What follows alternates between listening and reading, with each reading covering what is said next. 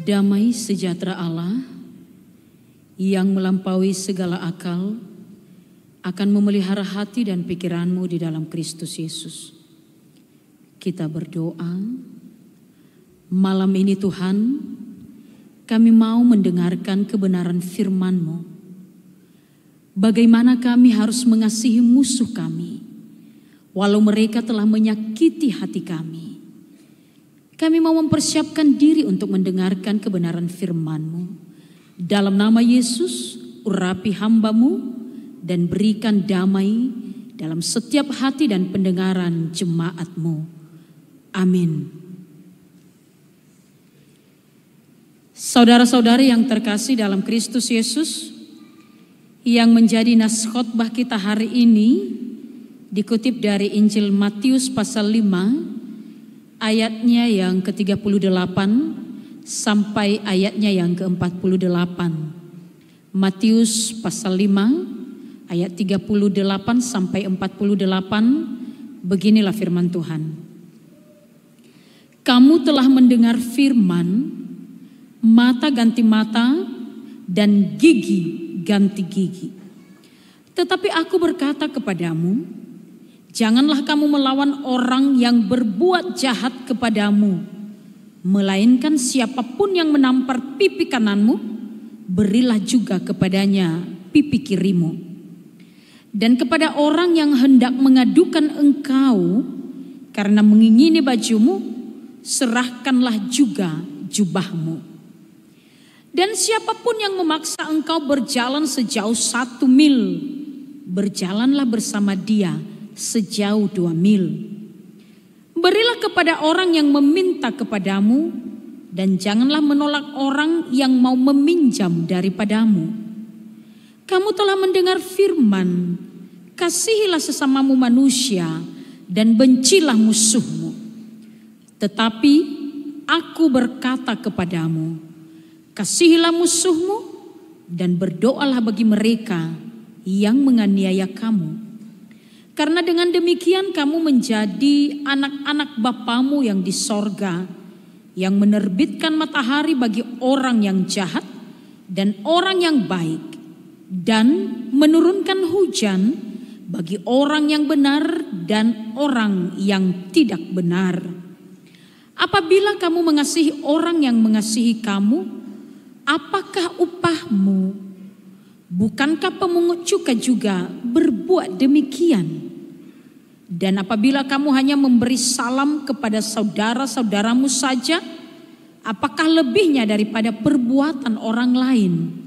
Bukankah orang yang tidak mengenal Allah pun berbuat demikian?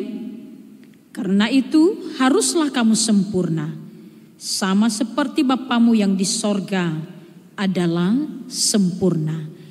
Demikian pembacaan firman Tuhan. Shalom.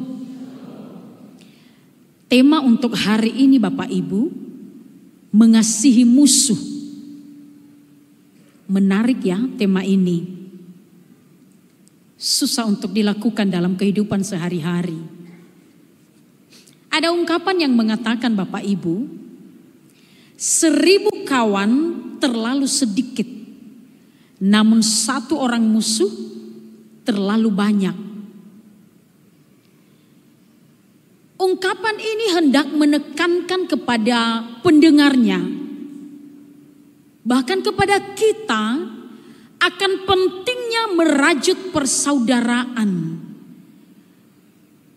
keakraban, hidup rukun, dan menjauhi permusuhan antar sesama kita. Tentunya punya banyak teman akan membuat kita merasa bahagia dan tenang, membuat kita nyaman, dan kita kemana-mana selalu dikenal.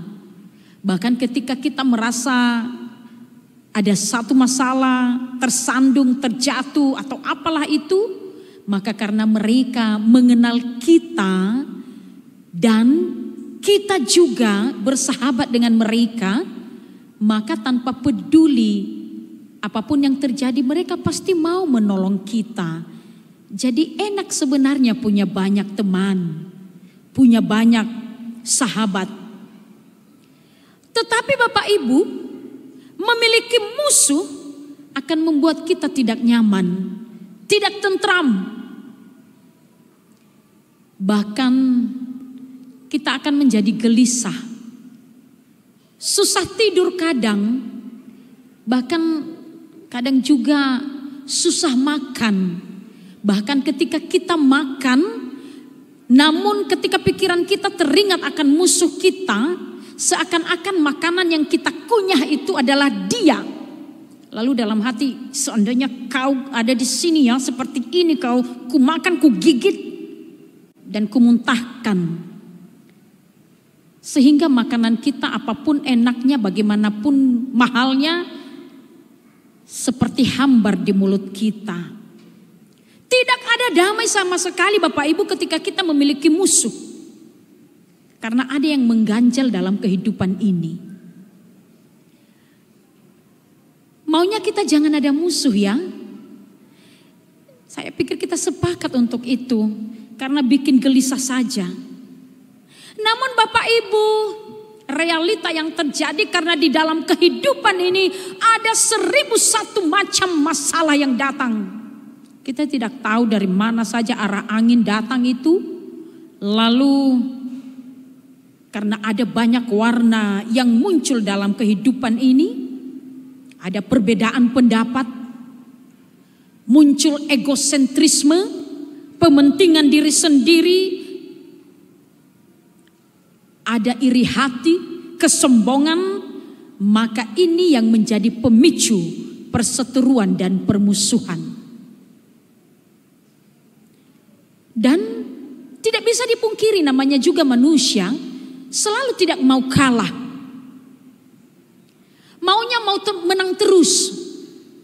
Kalau ada yang tidak cocok, apalagi kalau sudah kian dia tidak mau kepada seseorang tersebut, dia sudah terlanjur membenci orang tersebut, maka ketika tidak sesuai dengan seleranya, mau tidak mau harus dilawan. Kalau bisa sampai titik darah penghabisan, ia tidak akan pernah berhenti sampai ia menang. Begitulah pola pikir manusia duniawi.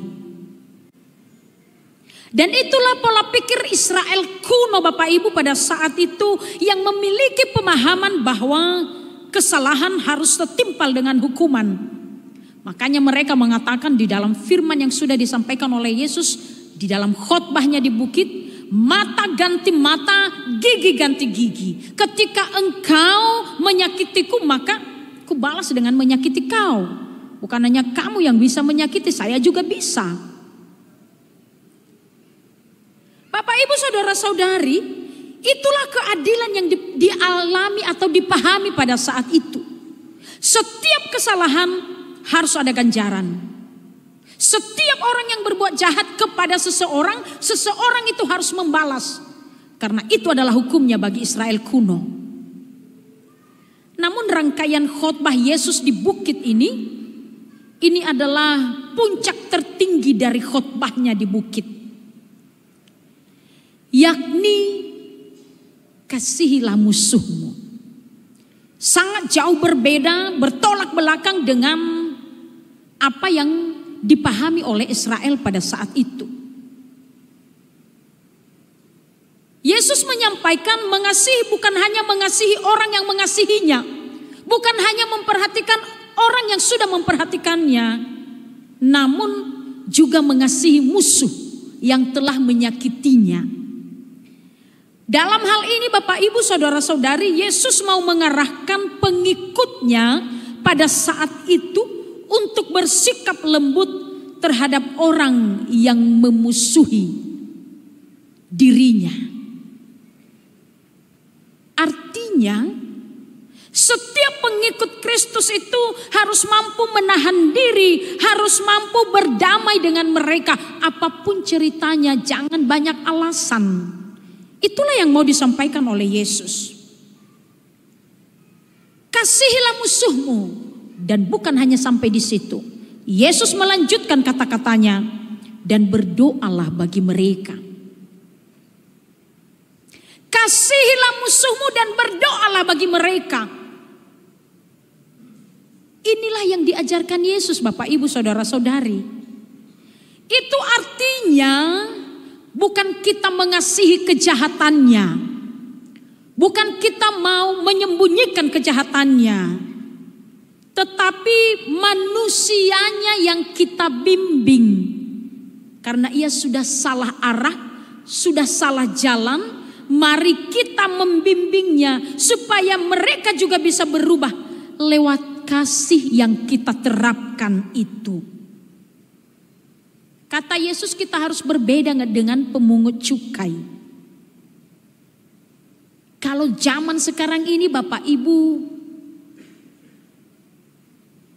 pemungut cukai itu seperti orang-orang yang berjiwa atau berkarakter, yang berpikiran hanya mementingkan uang dan uang.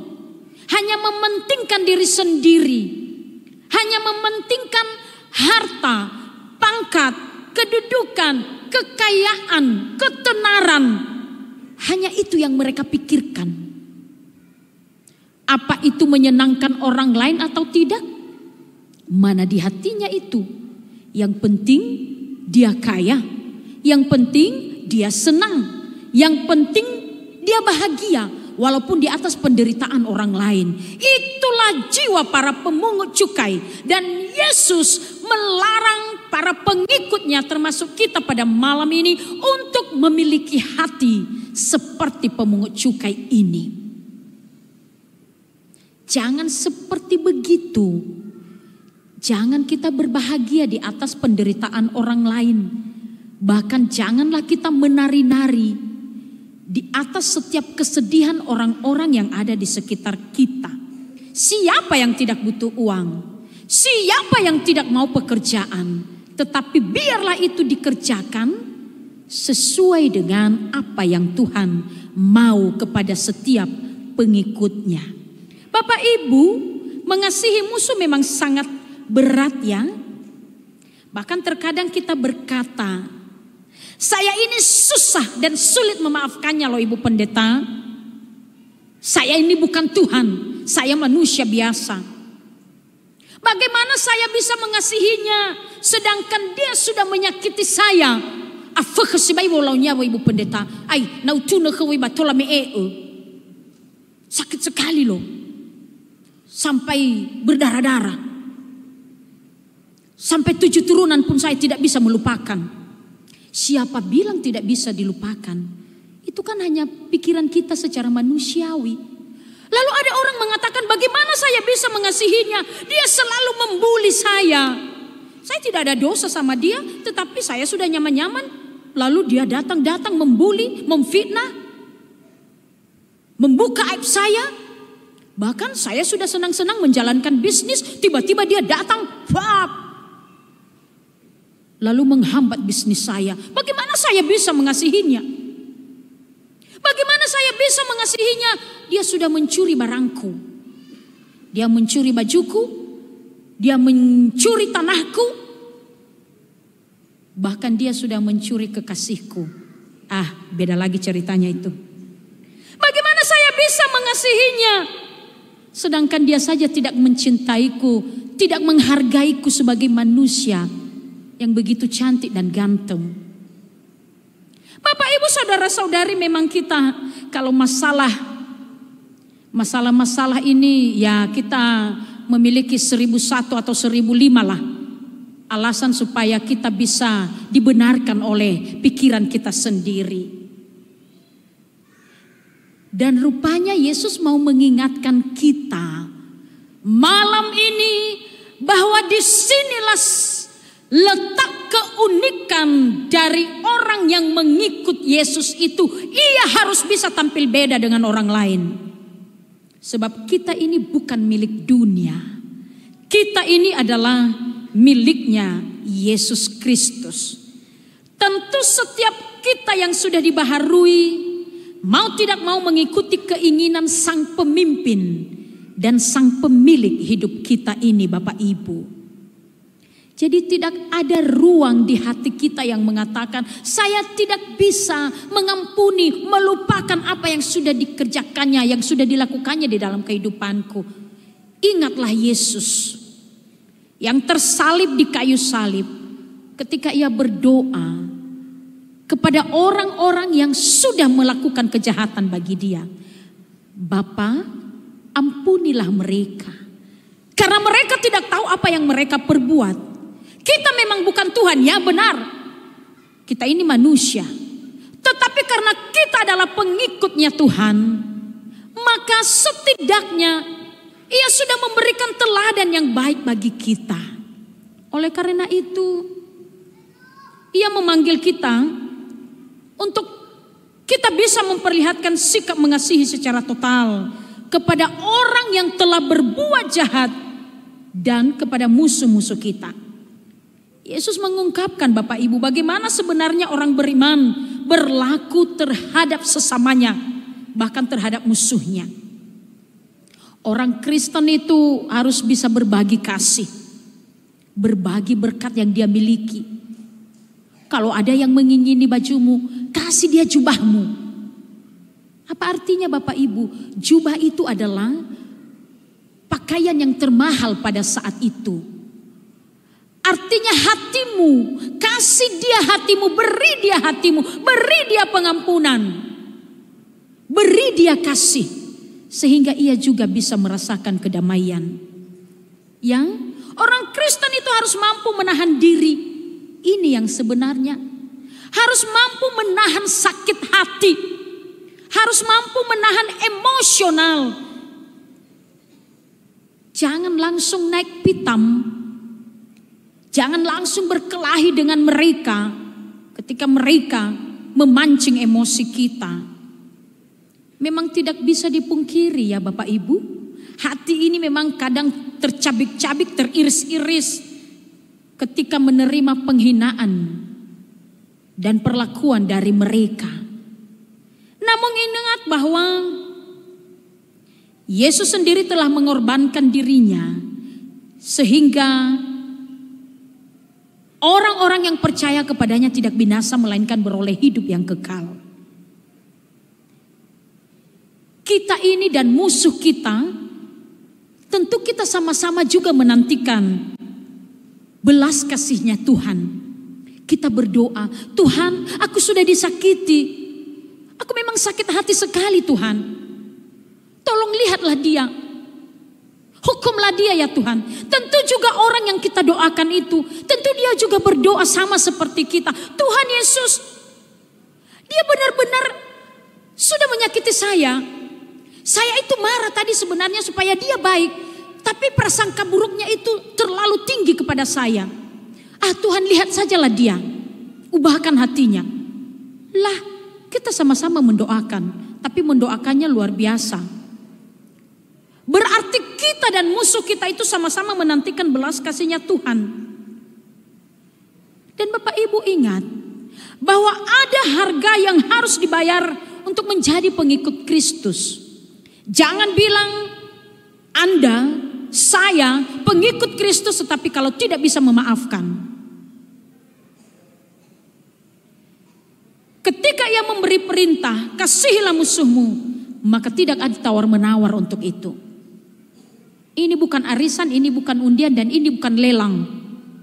Tidak ada tawar-menawar. Kasihilah musuhmu. Berat memang. Namun mintalah supaya Rohul Kudus yang membimbing kita untuk memampukan kita pribadi lepas pribadi melakukannya. Tanpa Roh Kudus, tanpa penyertaan Yesus Kristus, maka kita tidak akan mampu untuk melakukan hal-hal itu, Bapak Ibu. Kalau kita lihat zaman sekarang ini, saya sudah sampaikan tadi di atas, kondisi kita sekarang ini, keegoisan kita, pementingan diri sendiri, serta mempertahankan diri secara luar biasa, walaupun mengorbankan orang lain. Ini adalah praktek sehari-hari dalam kehidupan manusia. Balas dendam masih menuai kehidupan manusia. Kalau kita lihat drama atau film-film antagonis di televisi atau melalui HP sekarang ini Bapak Ibu, YouTube. Kalau kita melihat inilah memang sisi kemanusiaan kita ini ya. Manusia daging ini. Tiba-tiba ada orang yang sakit hati kepada temannya. Lalu di ujung-ujung cerita nanti kepadanya akan dibalaskan. Orang yang sudah disakitinya, maka orang yang disakiti tersebut di akhir cerita nanti di endingnya akan membalas orang tersebut. Lalu ketika orang yang sudah berbuat jahat itu dipukul, bahkan ditikam, dibunuh, maka tanpa kita sadari ada kata-kata yang terlontar di mulut kita. Rasoi kau, no talafo kau mekevo, talafo kau mekevo, ya mau kau, ijekau, talafo waamu imo. Secara tidak langsung sebenarnya kita sudah ikut di dalam drama duniawi ini. Oleh karena itu Bapak Ibu, Yesus menegaskan kepada kita. Di dalam Alkitab tadi, di dalam Injil yang sudah kita bacakan. Allah sendiri menciptakan langit. Ia menciptakan matahari kepada orang yang benar dan kepada orang yang tidak benar. Ia menurunkan hujan kepada orang yang baik dan kepada orang yang tidak baik. Berarti kasih Allah itu sama-sama loh. Lefabe de dunia. Kepada orang benar hanya di situ matahari terbit. Lalu kepada orang yang jahat matahari gelap.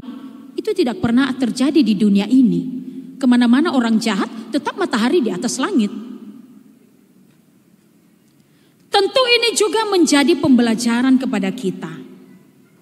Apa yang sudah dilakukan Allah ini kepada kita di dalam kasih Kristus,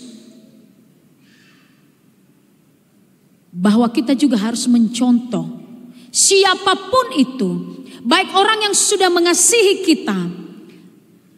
Tadi lagu kita di awal tadi yang menarik sekali. Kalau kita mengasihi orang yang sudah mengasihi kita, berarti kita sama dengan dunia ini. Namun yang luar biasanya ketika kita mengasihi orang yang sudah melakukan hal yang tidak baik kepada kita. Oleh karena itu Bapak Ibu, mari kasihilah musuhmu. Memang sulit melakukannya, tetapi sebagai anak-anak terang, itulah peran kita. Jangan mengatakan bahwa tunggulah Tuhan, hatiku masih belum kubuka untuk dia. Masih belum ada maaf. Mungkin besok-besoklah saya bisa memberikan dia maaf. Kalau sekarang ini Bapak Ibu ada musuh di dalam gereja ini, ada musuh di luar sana, ada musuh di tempat pekerjaan, ada musuh di rumah. Mungkin Bapak Ibu tadi datang ke gereja ini, tetapi tidak saling sapa menyapa dengan suami istri, atau ada yang tidak bicara, tidak cakapan dengan mertuanya. Ada yang tidak cakapan dengan bawahannya, dengan atasannya, dengan teman rekan kerjanya. Hari ini, malam ini, besok ketika engkau melanjutkan pekerjaanmu, jangan malu untuk menyapa dia duluan.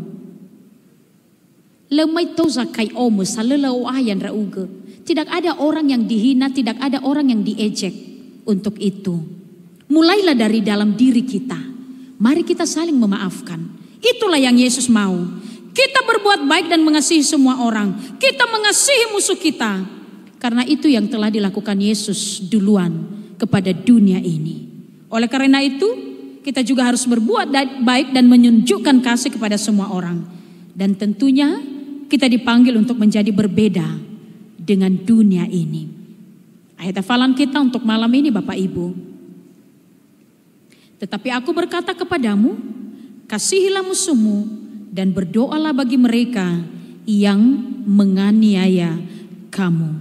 Mari kita bersama-sama membacakannya. Tetapi aku berkata kepadamu, kasihilah musuhmu dan berdoalah bagi mereka yang menganiaya kamu. Kita mulai mulai malam ini Ketika kita ada musuh, nanti Bapak Ibu kalau berdoa, silahkan berdoa buat mereka. Ampunilah mereka, karena Bapa juga sudah mengampuni kita. Kita berdoa.